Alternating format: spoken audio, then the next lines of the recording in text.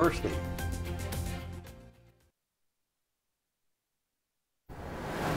We're continuing now a two-part investigation by reporter Carl Harvey about a textbook controversy at Cal State Bakersfield. A student in the teacher credentialing program called the Eyewitness News tip line to report an error-filled textbook listed as a required reading in her course syllabus.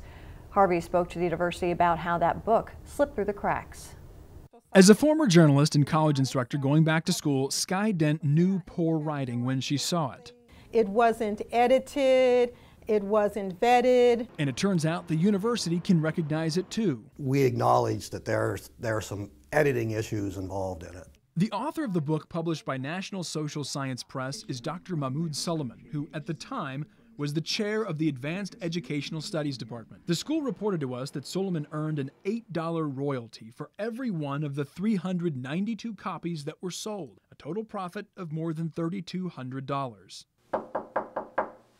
We tried to interview Dr. Suleiman, but he gave us a written statement instead that said in part, quote, "I followed all campus policies," that he advised a special committee of his intent to sell his book, as well as the royalties he would collect, and the faculty approved it.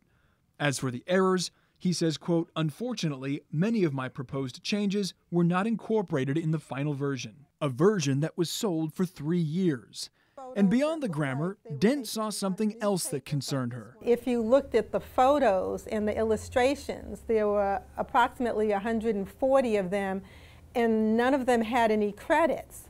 And some of them looked like photos that they were taken from newspapers, which I kind of felt was a copyright violation. In an email after our interview, a university spokesman said that images and links were included by the publisher, not by Dr. Suleiman, and he was told that they had secured permission. But for this particular photo, a reverse Google image search showed that it was taken by Lynn Sladke, an Associated Press photographer based in Miami.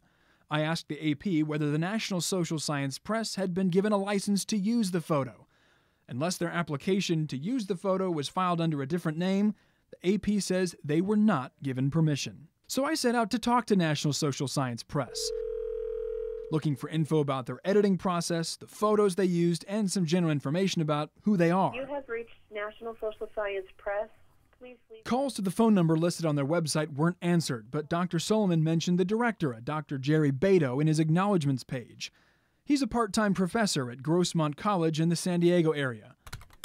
He finally responded when I sent an email to his school account. Here's what he said. "I have been contacted by key persons at Cal State Bakersfield who told me if anyone had any questions at all, to have them contact the legal counsel of the Chancellor's office."